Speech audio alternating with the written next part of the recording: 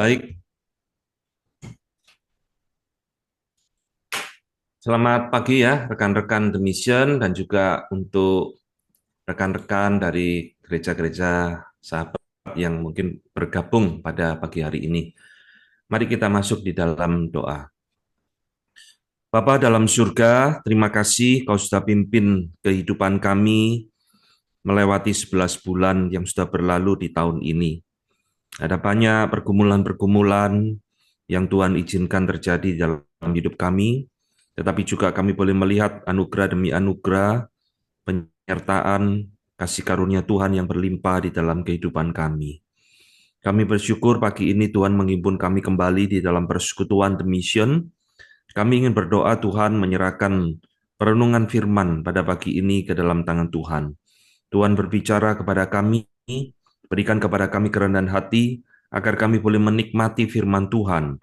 Dan firman itu juga yang akan memimpin, merubah seluruh cara berpikir kami tentang apa arti melayani. Terima kasih Bapa, di dalam nama Tuhan kami Yesus Kristus, kami berdoa dan mengucap syukur. Amin. Baik, selamat pagi Bapak Ibu sekalian. Di dalam momen Natal ini, saya akan mengajak Bapak Ibu sekalian untuk merenungkan satu topik tentang pelayanan, ya, sebagaimana Kristus sudah menjadi satu teladan bagi kita selama Dia hadir di dalam dunia ini, dan biarlah renungan pada pagi ini juga boleh mengingatkan kepada kita tentang apa arti melayani dan bagaimana seharusnya seorang pelayan itu memiliki jiwa di dalam dirinya. Nah, renungan pada pagi ini kita ambil daripada satu bagian firman Tuhan, Lukas 17 ayat 7 sampai ke 10, ya, sudah saya siapkan di sini. Tuhan Yesus berkata seperti ini, "Siapakah di antara kamu yang mempunyai seorang hamba yang membajak atau menggembalakan ternak baginya, akan berkata kepada hamba itu setelah ia pulang dari ladang, 'Mari segera makan.' Bukankah sebaliknya ia akan berkata kepada hamba itu, 'Sediakanlah makananku, ikatlah pinggangmu dan layanilah aku sampai selesai aku makan dan minum, dan sesudah itu engkau boleh makan dan minum.'" Ayat 9, "Adakah ia berterima kasih kepada hamba itu, karena hamba itu telah melakukan apa yang ditugaskan kepadanya? Demikian jugalah kamu, apabila kamu telah melakukan segala sesuatu yang ditugaskan kepadamu, hendaklah kamu berkata, 'Kami adalah hamba-hamba yang tidak berguna. Kami hanya melakukan apa yang harus kami lakukan.'" Ya. Nah, saudara, hari ini kita akan merenungkan salah satu perumpamaan Tuhan Yesus tentang jiwa seorang pelayan. Pelayanan dan orang percaya, Bapak Ibu sekalian, adalah dua hal yang tidak bisa kita pisahkan, ya. Bahkan sebenarnya ketika Tuhan itu menyelamatkan, menebus kita, Dia ingin kita itu bukan hanya menikmati keselamatan, tetapi Dia juga ingin kita itu melayani Dia di dalam konteks anugerah yang Tuhan sudah berikan. Karena inilah memang tujuan mula-mula Tuhan menciptakan manusia, ya, di Taman Eden. Adam diciptakan untuk melayani Tuhan dan sebagainya. Dan Tuhan sebenarnya bukan hanya menciptakan manusia untuk melayani Dia. Paling tidak kita melihat bahwa Tuhan ciptakan manusia di bumi untuk melayani, Tuhan juga ciptakan malaikat di sorga untuk melayani Dia. Tetapi saudara sekalian, meskipun kita tahu bahwa pelayanan adalah bagian daripada konteks keselamatan yang Tuhan rencanakan kepada kita, namun seringkali kita melihat, ya, di dalam kita melayani Tuhan di gereja kita masing-masing, mengapa kita menemukan begitu banyak problem di dalam pelayanan. Kita bahkan melihat pelayanan adalah salah satu sumber konflik terbesar di dalam gereja atau pelayanan apapun itu, ya. Nah, salah satu penyebabnya adalah karena kita ini melayani tanpa ada satu konsep pelayan yang benar di dalam diri kita. Kita melayani dengan perspektif kita melayani dengan cara kita melayani dengan paradigma atau worldview kita masing-masing, Sehingga di sanalah muncul berbagai macam konflik dan sebagainya, ya. Bahwa kita lupa, saudara, pelayanan itu bukanlah kita mencari kesibukan di rumah, di gereja. Karena kita nganggur di rumah, ya sudahlah, boleh saya melayani sebagai majelis, ya. Karena saya tidak banyak kegiatan, ya bolehlah saya melayani di gereja. Saudara, kita melayani sesuatu yang dengan satu konsep yang keliru, saudara. Nah, hari ini kita mau belajar bahwa pelayanan sebenarnya itu adalah satu persembahan hidup kita kepada Tuhan. Pelayanan bukan karena kita nganggur, karena banyak waktu, ya, tapi karena adalah itu persembahan hidup kita kepada Tuhan. Nah, itulah sebabnya saudara, hari ini saya ingin mengajak kita merenungkan di momen Natal ini, sebagaimana Kristus telah melayani kita, bagaimana seharusnya kita melayani Dia di dalam persembahan hidup kita melalui perumpamaan Lukas pasal 17 yang tadi kita baca. Ya. Perumpamaan ini jarang dikhotbahkan, saudara, tetapi ini sesuatu yang sangat indah sekali untuk menjadi perenungan bagi kita.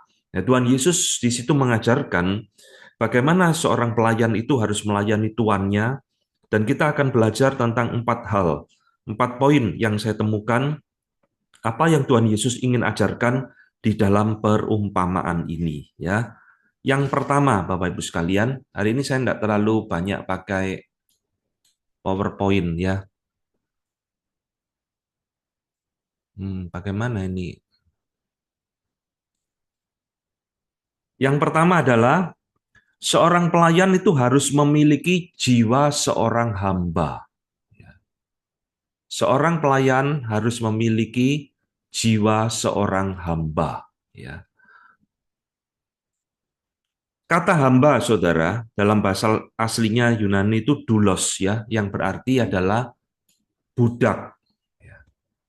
Nah, budak ini itu adalah seorang yang telah dibeli oleh tuannya untuk melayani tuannya.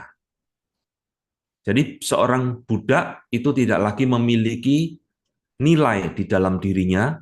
Seorang budak itu telah kehilangan hak di dalam dirinya, sehingga dia harus memberikan hidupnya sepenuh hidup, sepenuh waktunya untuk tuannya. Nah, ini adalah konsep seorang hamba, seorang budak.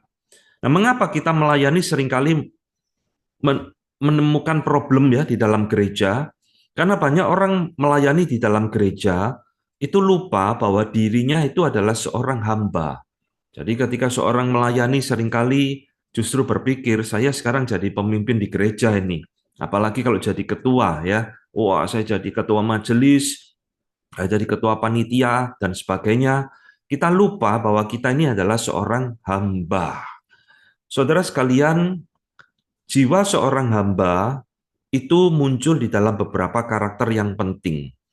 Kita lihat bahwa seorang hamba itu tidak mencari kemuliaan diri, saudara. Ya, jadi seorang hamba itu selalu memberikan persembahan kemuliaan itu kepada tuannya. Kalau dia bekerja keras, menghasilkan sesuatu yang baik, kemuliaan itu, pujian itu bukan untuk dirinya, saudara, tetapi untuk Tuhan yang dia layani. Nah, inilah yang kita temukan di dalam perumpamaan ini. Seorang hamba itu juga harus melihat bahwa dirinya itu tidak lebih hebat daripada orang lain. Jadi seorang hamba tidak boleh sombong bahwa saya lebih mampu dari hamba yang lain, saya lebih hebat daripada hamba yang lain, tetapi seorang hamba adalah ya hamba. Dia cuma seorang pelayan dari tuannya yang tidak lebih baik dari orang yang lainnya. Dengan kata lain, seorang hamba itu memiliki satu kesadaran, saudara, di dalam dirinya bahwa dia adalah orang yang penuh dengan kekurangan.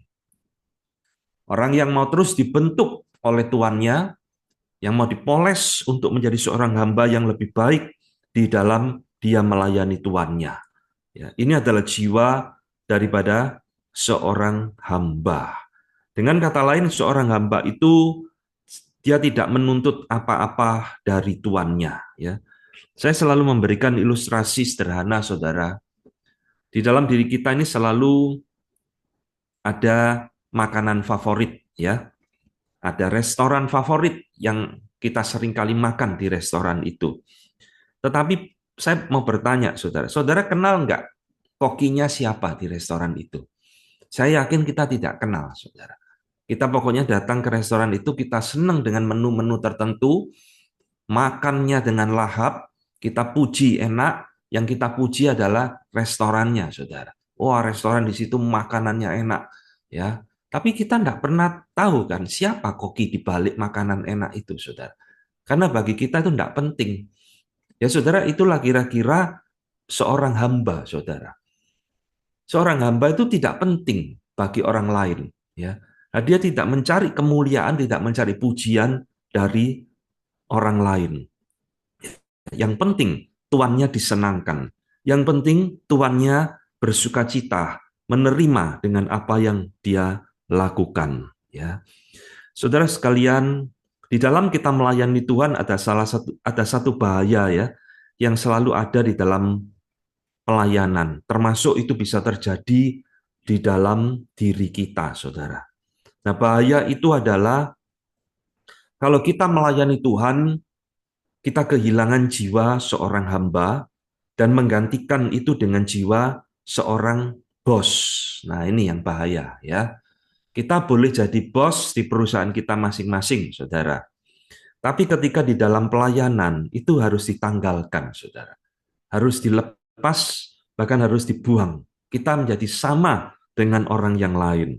Saudara, inilah yang terjadi dengan murid-murid ya, saudara, di dalam pelayanan mereka. Paling tidak kita menemukan beberapa kali para murid itu bertengkar, Markus 9 ayat 33, dan paralelnya Matius 18 dan Lukas pasal 9, para murid itu bertengkar siapa yang terbesar di antara mereka. Dan ini terulang lagi, saudara, di dalam Lukas 22 ayat 24. Ya. Bahkan saat perjamuan kudus pun, para murid bertengkar siapa yang terbesar di antara kita.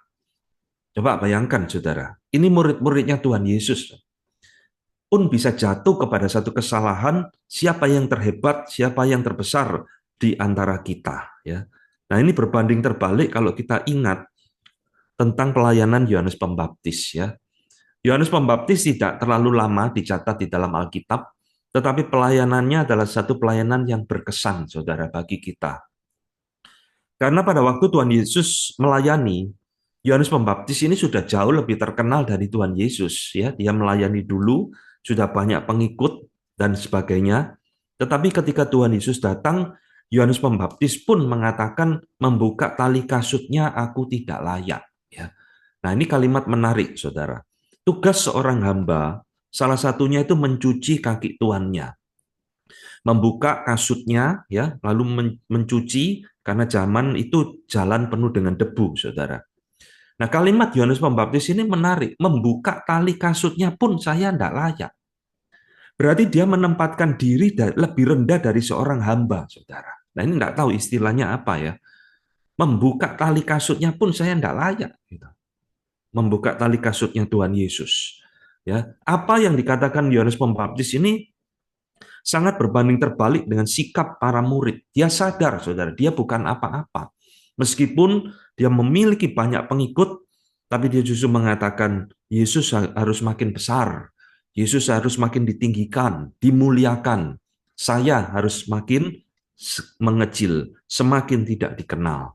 Ya, inilah jiwa seorang hamba. Saudara sekalian, di dalam pelayanan-pelayanan yang kita temukan di gereja kita, jiwa ini sudah sangat jarang kita temukan, saudara. Nah, itulah sebabnya banyak orang melayani dengan satu konsep yang salah ketika melayani. Saya sekarang jadi pemimpin, saya paling memiliki kuasa, memiliki otoritas, dan sebagainya. Sehingga di dalam pelayanan itu kita lupa bahwa kita ini sebenarnya bukan siapa-siapa. Ya, kita ini adalah orang yang sebenarnya hanya diberi kasih karunia oleh Tuhan, diberikan anugerah, diberikan kesempatan, boleh melayani Dia. Ya. Maka seorang pelayan yang baik, yang memiliki jiwa seorang hamba, mestinya dia tidak akan merasa berjasa apa-apa. Nah, ini yang tadi dikatakan oleh Tuhan Yesus di dalam perumpamaan itu. Tuhan Yesus mengingatkan tadi di dalam perumpamaannya bahwa kami hanya melakukan apa yang harus kami lakukan. Nah, ini saudara ya, seorang pelayan itu hanya melakukan apa yang memang menjadi tugasnya, bukan karena hebat, tetapi karena satu kepercayaan yang Tuannya berikan kepada dia. Maka saudara, di dalam poin pertama ini kita harus melatih akan diri kita untuk terus-menerus selama kita diberikan kesempatan melayani, agar kita itu bisa terus memiliki jiwa seorang hamba. Ya, jabatan-jabatan di dalam gereja, di dalam pelayanan, itu hanya atribut, saudara. Ketua, wakil ketua, bendahara, dan sebagainya, itu hanya atribut semata-mata yang tidak ada gunanya. Ya, jadi inilah kalau kita memiliki jiwa seorang hamba, maka kita itu siap untuk mempersembahkan hidup kita kepada Tuhan sebagai pelayan. Ya, ini yang pertama, saudara. Yang kedua, di dalam perumpamaan ini kita menemukan apa sih yang harus kita lakukan supaya kita bisa melayani Tuhan dengan baik. Seorang pelayan di dalam perumpamaan ini dikatakan dia harus mencintai tuannya. Nah, ini saudara. Bagaimana kita bisa menjadi seorang pelayan yang baik kalau kita ini tidak mencintai tuan kita, ya. Seorang budak dibeli oleh tuannya untuk mengabdi, mempersembahkan hidup kepada tuannya, sekaligus dia harus mengenal karakter tuannya, dia harus belajar mencintai tuannya. Saudara, memang di dalam konteks perbudakan masa itu bukan hal yang gampang ya, saudara. Seorang budak itu harus mencintai tuannya. Tetapi di dalam konteks pelayanan, inilah yang harus dilakukan oleh seorang pelayan, saudara. Rahasia kebesaran pelayanan seorang hamba, dia harus mengenal dan mencintai tuannya. Ini mutlak, saudara. Kalau kita tidak mengasihi Tuhan kita tidak mengenal Tuhan kita melayani hanya karena, yaitu tadi, banyak waktu, kita melayani hanya karena nganggur, kita melayani hanya kewajiban, ya saya dipilih lah, ya sudah saya jadi majelis. Maka kita tidak akan pernah ada satu hati sungguh-sungguh untuk mencintai pelayanan yang Tuhan percayakan kepada kita. Ya. Ketika kita bisa mencintai Tuhan kita, maka pelayanan yang berat itu akan menjadi ringan bagi kita. Karena kita adalah seorang hamba, seorang budak di mata tuannya. Saudara yang dikasihi Tuhan, di dalam Alkitab ya, ada satu cerita yang sangat menyentuh hati kita. Cerita itu dicatat di dalam 2 Samuel 23 ayat ke-15. Pada waktu itu Daud itu berada di dalam satu pelarian, saudara. Ya, mungkin dalam konteks dikejar-kejar Saul atau dalam konteks peperangan ya, saya agak lupa. Lalu Daud ini merindukan air dari perigi di kota Bethlehem. Jadi dia ini sebagai pelarian, dia itu sangat kangen minum dari air dari sumur di kota Bethlehem. Ya. Di dalam ayat 15 dikatakan seperti ini. Sekiranya ada orang yang memberi aku minum air dari perigi Bethlehem yang ada dekat pintu gerbang. Ya. Saudara-saudara, Daud ini di dalam ayat tersebut hanya batin di dalam dirinya. Sekiranya ada orang kasih saya minum air dari sumur Bethlehem, betapa senangnya saya. Saya merindukan air Bethlehem. Ya, dia ini tidak memberikan perintah kepada siapa-siapa, saudara. Tetapi di dalam ayat 16, di situ ada satu peristiwa yang mengagetkan kita. Ada 3 jenderalnya Daud yang mendengar apa yang Daud ngomong. Jadi Daud ini ngomong dengan dirinya sendiri ya. 3 jenderalnya ini mendengar, saudara. Oh, ternyata rajaku menginginkan minum air dari Bethlehem. Nah, saudara baca nanti di dalam 2 Samuel pasal 23. 3 jenderal ini meresikokan dirinya, saudara. Menyusup masuk ke daerah musuh, pada waktu itu Bethlehem dikuasai musuh, menyusup ke daerah Bethlehem hanya untuk mengambil air bagi Daud. Coba bayangkan, saudara. Ya, meresikokan dirinya hanya untuk mengambil air minum supaya Daud minum dari sumur Bethlehem, supaya Daud hatinya disenangkan. Saudara-saudara, ini luar biasa ya, saudara. Pertanyaannya, kenapa kok mereka mau melakukan ini? Cuma air aja, minum air di mana-mana kan ya sama, ya kan? Mau sumur Bethlehem, sumur Yerusalem atau dimanapun ya namanya air ya sama. Tapi tiga jenderal ini mau meresikokan dirinya. Jawabannya ada cuma satu, saudara. Karena tiga jenderal Daud ini mencintai tuannya, mencintai Daud. Nah, saudara, ini yang harus ada di dalam diri kita ketika kita mau melayani Tuhan. Ya, pelayanan yang berat jadi ringan, pelayanan yang sulit tidak lagi jadi sulit kalau kita mencintai Tuhan kita. Seorang pelayan yang mencintai tuannya, dia pasti melakukan apa yang terbaik bagi tuannya. Saudara-saudara, di dalam sejarah gereja ada begitu banyak contoh-contoh yang luar biasa yang menjadi satu legacy bagi kita, ya. Banyak orang-orang yang mencintai Tuhan akhirnya harus meninggalkan segala hal di dalam hidupnya. David Livingstone meninggalkan Inggris menjadi misionari di Afrika, ya. Hudson Taylor juga meninggalkan Inggris menjadi misionari di China. William Carey meninggalkan segala kenikmatannya menjadi misionaris di India. Why? Because they love their God. Ini jawabannya. Karena mereka mencintai Tuannya, mencintai Allah yang mereka layani. Ya, saudara-saudara, kalau kita tidak mencintai Tuhan kita, tidak mencintai Allah kita, maka pasti kita tidak juga akan mencintai pelayanan yang diberikan kepada kita, saudara. Dan ketika kita tidak mencintai pelayanan dan Tuhan kita, ini pasti tidak ada kesetiaan di dalam pelayanan. Ya, Paulus pernah menyesalkan salah seorang rekan kerjanya yang bernama Demas. Di dalam 1 Timotius ya, kalau tidak salah, dia berkata, Demas meninggalkan aku karena Demas lebih mencintai dunia. Nah ini saudara. Kalau kita tidak ada hati untuk mencintai Tuhan, maka di dalam pelayanan kita juga tidak ada kesungguhan, ketaatan di dalam melayani Tuhan. Lihat saudara Saul, bagaimana dia dipilih oleh Allah menjadi raja, tapi karena dia tidak mencintai tuannya, saudara, tidak ada ketaatan. Saul berulang kali memberontak, tidak taat kepada perintah Tuhan, dan sebagainya. Dan ketika kita tidak mencintai Tuhan kita, pasti kita juga tidak ada kerelaan untuk mau berkorban bagi Tuhan.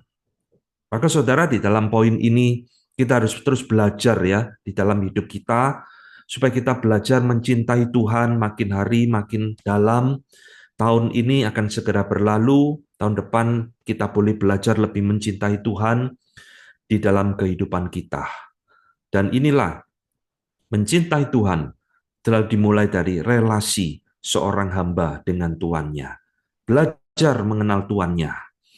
Saudara, di dalam 1 Yohanes 2:15 dikatakan, kalau kita mengasihi dunia dan segala apa yang ada di dalamnya, maka kasih kepada Bapa tidak ada kepada orang tersebut. Ya, nah inilah gambaran seorang hamba di dalam Lukas pasal 17. Tadi kita membaca, saudara, hamba ini disuruh bekerja, membajak sawah di luar rumah dan sebagainya. Kita tidak menemukan hamba ini mengeluh, mengomel, ya. Bahkan setelah dia selesai bekerja di luar, di dalam rumah pun dia tetap harus melayani Tuhan, menyediakan makanan tuannya, barulah dia boleh makan. Ini satu gambaran, saudara. Bagaimana seorang hamba di dalam Lukas 17 ini digambarkan sebagai hamba yang sungguh-sungguh dan setia di dalam mengerjakan tugas yang diberikan kepada dia. Ya, saudara-saudara, kalau kita tidak mengasihi Tuhan kita, pelayanan kita itu menjadi sia-sia. Kalau kita tidak mengasihi Allah yang kita layani, pelayanan kita itu tidak ada nilainya apa-apa, saudara. Itu hanya kewajiban, ya hanya tugas. Nah, ini adalah hal yang kedua. Hal yang ketiga, saudara, kita belajar dari perumpamaan ini. Seorang pelayan di dalam perumpamaan ini digambarkan adalah seorang yang melayani dengan totalitas. Ya, kalau dia sudah mencintai tuannya, pasti dia melayani tuannya itu dengan totalitas hidupnya, bukan setengah-setengah, bukan 3/4, tapi 100% dia melayani tuannya. Saudara perhatikan, tadi dikatakan dalam perumpamaan pekerjaan di luar rumah, membajak sawah, menggembalakan, pekerjaan di dalam rumah dikatakan melayani tuannya. Jadi pelayan ini adalah seorang pelayan yang serba bisa, saudara. Baik pekerjaan outdoor maupun pekerjaan indoor. Semua dia kerjakan dengan sukacita, dengan totalitas di dalam hidupnya. Nah, dengan kata lain, saudara, orang yang mengasihi tuannya, dia akan melayani dengan sungguh-sungguh, dengan komitmen di dalam pelayanan yang diberikan kepada dia. Dia menjadi seorang pelayan yang bertanggung jawab di dalam dirinya. Ya, saudara-saudara, seorang yang melayani Tuhan, memberikan pelayanan yang terbaik kepada tuannya, dia harus belajar untuk seperti seorang Nehemia. Ya, di dalam kitab Nehemia di situ juga menjadi satu contoh yang indah bagi kita ya saudara. Bagaimana Nehemia itu pulang ke Yerusalem, dia memiliki visi untuk membangun kembali tembok Yerusalem yang hancur ya. Dan dia melayani di dalam pembangunan tembok Yerusalem itu bukan perkara yang gampang ya. Dia mengalami pertentangan, hendak dibunuh dan sebagainya. Tetapi karena dia mengasihi Tuhan, dia mengerjakan pelayanan itu dengan totalitas dan akhirnya tembok Yerusalem itu bisa selesai, saudara. Ini yang harus ada di dalam diri kita. Jika kita ingin, saudara, pelayanan kita itu memiliki dampak yang besar, maka tidak boleh melayani dengan sembarangan. Tidak boleh melayani dengan asal-asalan. Tidak boleh melayani dengan pokoknya jadi. Tapi kita mau belajar dari hamba di dalam Lukas 17 ini adalah seorang yang memberikan hidupnya secara total kepada tuannya. Ya, semangatnya tidak pernah kendor, saudara, di dalam melayani. Dan ini yang juga kita lihat di dalam kehidupan Rasul Paulus yang boleh juga jadi teladan bagi kita. Bagaimana dia melayani dengan membayar harga di dalam hidupnya.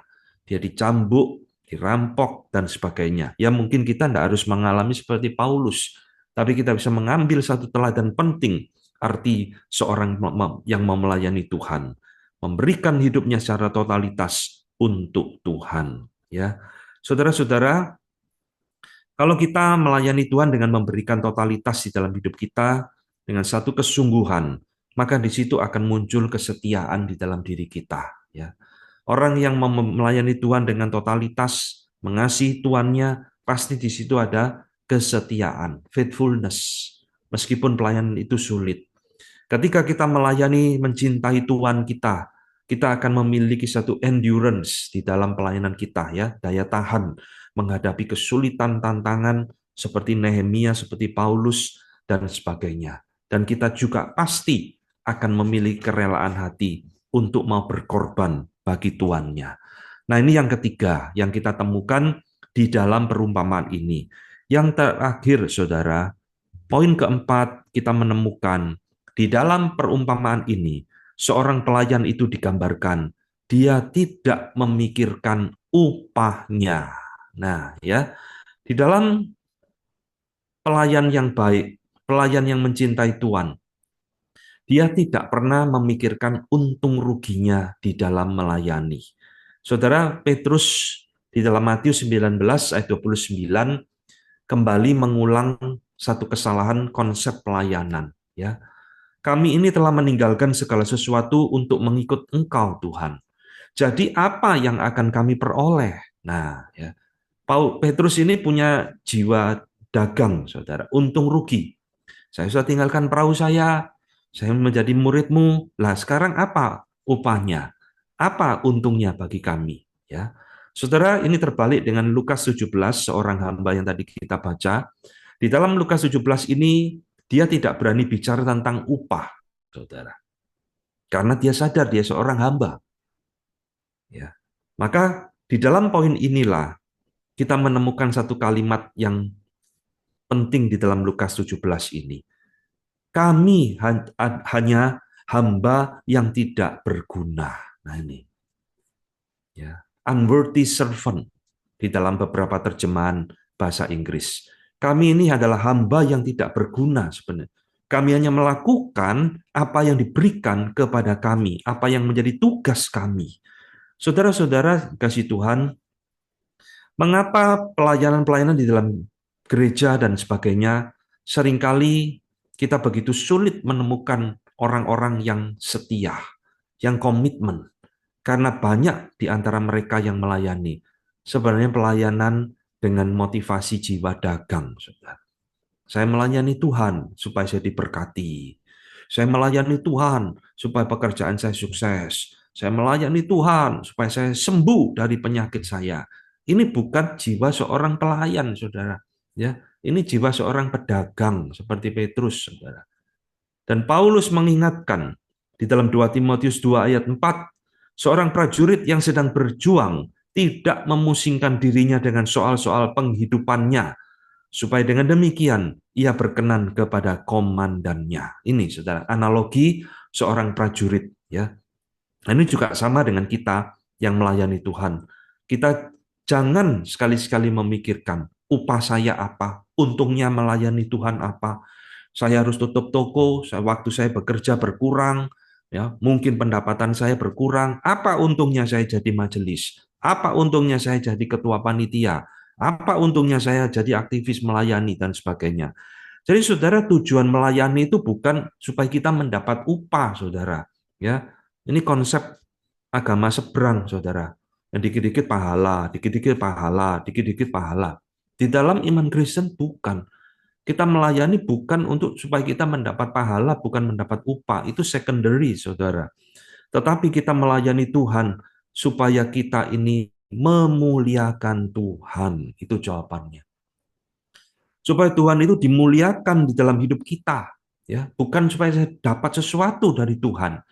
Ingat, pelayanan dan persembahan hidup kita kepada Tuhan. Saudara Paulus di dalam 1 Korintus 9 ayat 18 mengatakan, upahku adalah aku boleh memberitakan Injil tanpa upah. Nah ini kalimat yang paradoks. Upahku adalah aku boleh memberitakan Injil tanpa upah. Paulus bisa memberitakan Injil, bisa melayani Tuhan. Dia sudah sangat senang, saudara. Ya, dia sudah tidak memikirkan upah jasmani dan lain-lain, saudara. Upah itu hanya side effect dari pelayanan kita, ya. Dan kita seharusnya tidak memikirkan apa yang menjadi upah kita. Karena seorang pelayan yang memikirkan upahnya, dia sebenarnya bukan mencintai Tuhan. Dia sedang mencintai dirinya sendiri. Dia sedang mencintai apa yang dia inginkan. Dia memikirkan apa yang jadi keuntungan bagi dirinya sendiri. Saudara-saudara, ini fenomena yang mengerikan ya di dalam gereja zaman sekarang ya. Itu banyak orang aktif melayani Tuhan, tapi tidak lagi diperlengkapi dengan satu pembekalan yang benar, sehingga banyak orang melayani Tuhan sebenarnya hanya untuk melayani diri sendiri. Hanya untuk memanfaatkan Tuhan bagi kepentingan diri sendiri. Saudara, di dalam momen Natal ini, Kristus telah datang ke dalam dunia. Dan saya percaya, Kristus telah mengerjakan 4 poin daripada jiwa seorang pelayan di dalam sepanjang pelayanannya. Dia seorang pelayan, seorang hamba yang mencintai Bapa yang mengutus dia. Dia seorang yang melayani dengan jiwa seorang hamba, dengan totalitas di dalam seluruh kehidupannya. Dan dia adalah seorang pelayan yang sama sekali tak memikirkan apa upahnya yang akan dia terima. Kiranya renungan di momen Natal ini boleh mempersiapkan kita, memperbarui kita di dalam kita mengikut dan melayani Tuhan. Oke, kita sampai di sini dulu. Kita akan masuk di dalam momen tanya jawab